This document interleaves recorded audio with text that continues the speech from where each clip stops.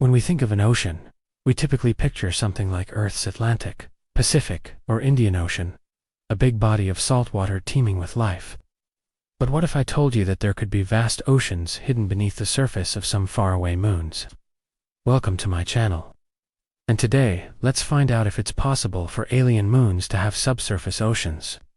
Scientists believe that at least 6 of Uranus' known 27 moons could harbor subsurface oceans of liquid water, including Ariel, Titania, Oberon, Umbriel, Miranda, and Sycorax. All of these moons are intermediate in complexity, meaning they have a mixture of heavily cratered terrain and more recently resurfaced regions that indicate geological activity. Uranus is a sideways planet, meaning it rotates almost perfectly on its axis, with very little tilt. This means that the majority of its moons receive very little heat from tidal flexing, which is the stretching and squeezing of a moon as it orbits a planet. For example, Io, Jupiter's moon, is the most volcanically active body in the solar system, because it is the closest large moon to Jupiter. As a result, it experiences significant tidal heating. However, Uranus's moons don't experience much tidal heating due to Uranus's lack of tilt. Instead, the moons of Uranus receive most of their internal heat from radioactive elements in their rocky mantles. These elements, such as potassium, thorium, and uranium, decay and produce enough heat to keep the interiors of these moons partially molten. This internal heat keeps the ocean of liquid water beneath the icy surface of these moons. Take Ariel, for example. It's one of the intermediate moons of Uranus and has a diameter of about 1,150 kilometers. Scientists estimate that its ocean could be around 100 kilometers deep and contain up to 1 million cubic kilometers of water. That's enough water to cover the entire Earth's surface to a depth of about 3 millimeters. So how do scientists know that these moons could have oceans beneath their icy surfaces? Well, it all starts with the observation of cracks and other surface features that suggest that something is happening beneath the icy crust. In 1986, the Voyager 2 spacecraft flew by Uranus and captured images of its largest moon, Titania. Upon closer inspection of these images, scientists noticed long, narrow grooves and ridges that stretched across the moon's surface. These features were intriguing because they didn't resemble any known geological formations on Earth or any other bodies in the solar system. One possible explanation for these strange formations was that they were caused by tectonic plates moving apart, a process that occurs when molten material from the interior of a planet or moon rises up and creates new crust. If this was happening on Titania, it would suggest that the moon had a liquid ocean beneath its icy surface.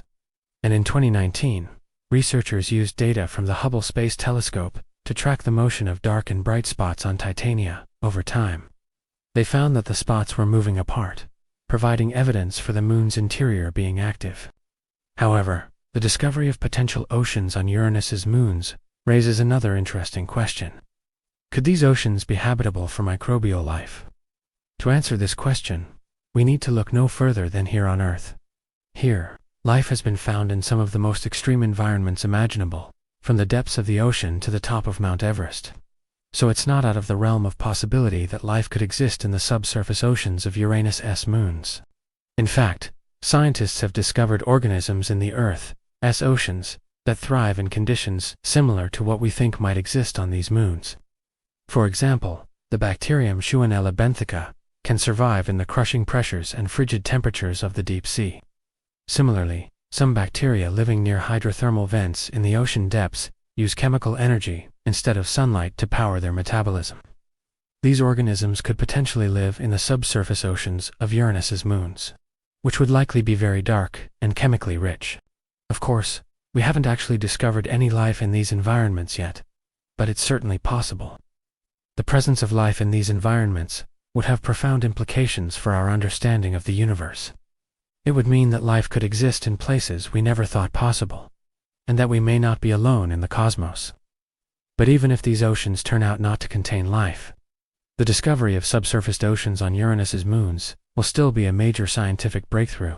It would give us valuable insights into the formation and evolution of icy worlds beyond our own, and help us better understand the diverse range of environments that exist in the universe.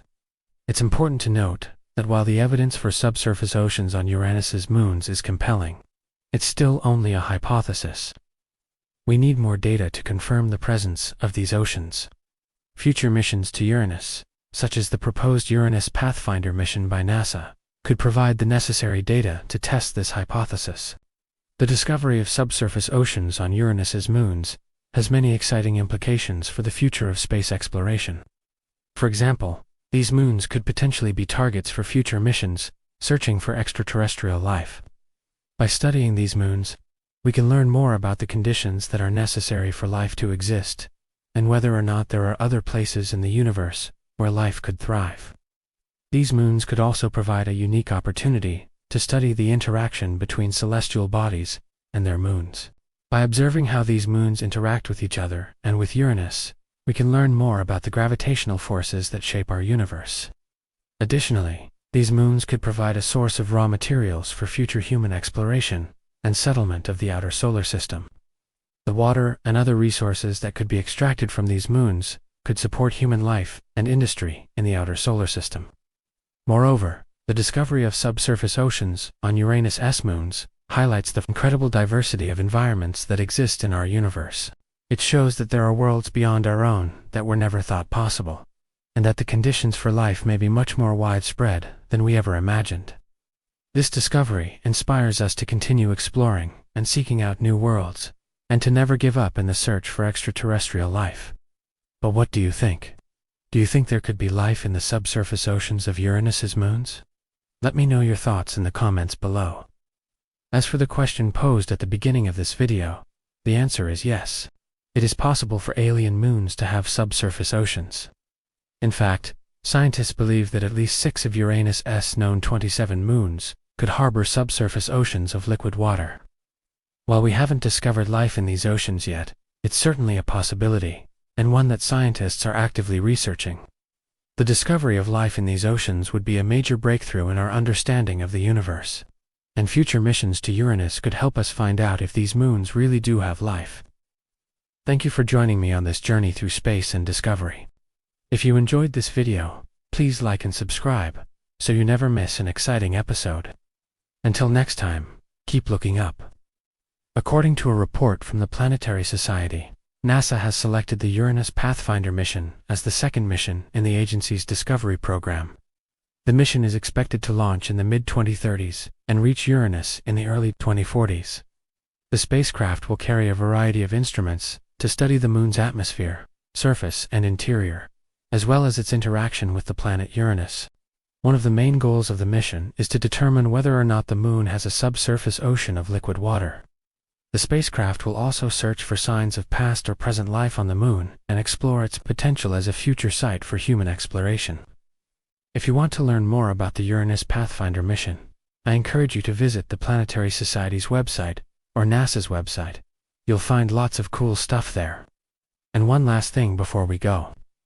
If you're a space enthusiast and haven't already, be sure to check out my new space community.